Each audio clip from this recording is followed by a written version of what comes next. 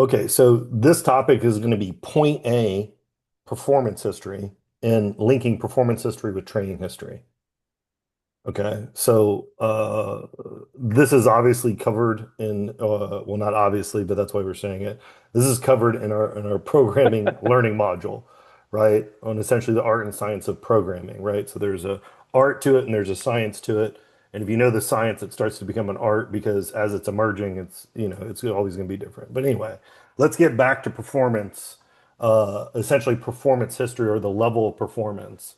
Because one of the things with what we do from a programming perspective, what is programming? Let's just simply say organizing and sequencing training work to get the athlete to point B, to stay at point B, whatever that is, right?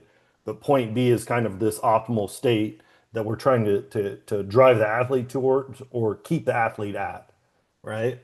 So in point A, which we expanded, point A used to be essentially like strength capacity with like FRA. But then, once we started to get into it, we were like, oh, well, we're actually using a lot of other feedback loops for point A. And so that's why we added them in the module. And so one of them is going to be the level of performance.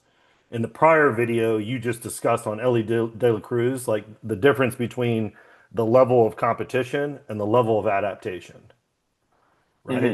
So, and I think we wrote that article with Brian Fox, the nested organization, and then there's that image of level of competition, level of adaptation. Level of Hmm. adaptation is the internal environment, so inside the athlete, let's say, and then the level of competition is outside the athlete, right? Hmm. Okay, and Hmm. so what we're saying is like in order for you to start programming training work, you need to be able to link their training history, right? And we actually changed it to training and treatment history. Hmm. Okay. But you have to start to link that history with the level of performance. Okay. Because those two are going to give you feedback into what you need to do from a programming perspective. And I think Hmm. most people, when they ask us questions, they're asking us programming questions without knowing that they're asking us programming questions. Yes, Would you agree with that, agreed. right? So like, Definitely. yeah, so it's like it's funny, like I'm always having to like because we talk with so many, and so this is probably worth stating too. When we look at programming, everybody lives in programming. So you got your athletic trainers, you got your strength coaches, you got physical therapists, chiros, manual therapists, all this. Like technically everybody converges under this one umbrella, right? Because everybody is going to be saying like, hey, here's the work that we're currently doing. This is what I need you to do on your own between you seeing me, right? Right. That you Yeah. would you would agree 100%. that's programming. So like in the big toe, 100%. so like for instance, like in the big toe case, people watching this, there's a big toe case that you discussed a couple weeks ago, right? And in the big toe case, we were discussing like our Bulgarian strategy for connective tissue. And so that's a programming strategy that you gave this guy to normalize connective tissue, Hmm. right?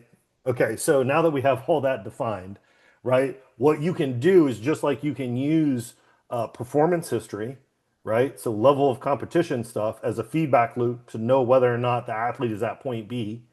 You can also use training history. Well, what would training history look like?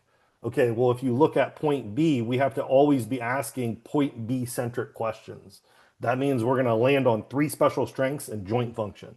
So you got your absolute strength, your speed strength, your reactive strength, your joint function.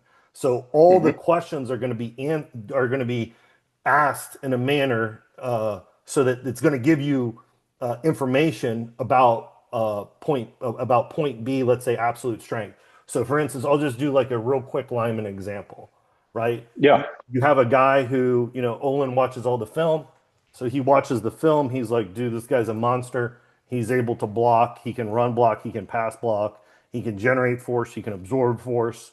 Okay. Then you would say, okay, from the level of competition, what Olin as a skill coach is telling me is the guy is where he needs to be. So then I'm going to go, I wonder what his training history is. Hey, do you take a training max? Yeah, I do. Okay. What are you doing your training max in? I'm doing it in a box squat. Perfect.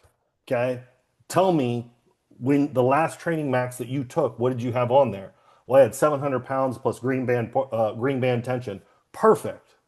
Now I know I'm linking, okay, that's where your neural network is at the level of training. And this is where it is in regards to the level of competition. And now I'm saying I can probably freeze this over here. So now from a Hmm. programming perspective, I start to go, okay, like in regards to training intensity, I'm going, this is going to be at a retaining intensity, right? I don't need to really stimulate this. And then I'm going to start to probably go back to Olin and say like, hey, like when you see him block, like, like, what are you seeing? Well, I feel like he could get deeper into his hip joint. And so now I'm going, oh, okay. Now I'm going to start to look at joint function because I know the neural net's there.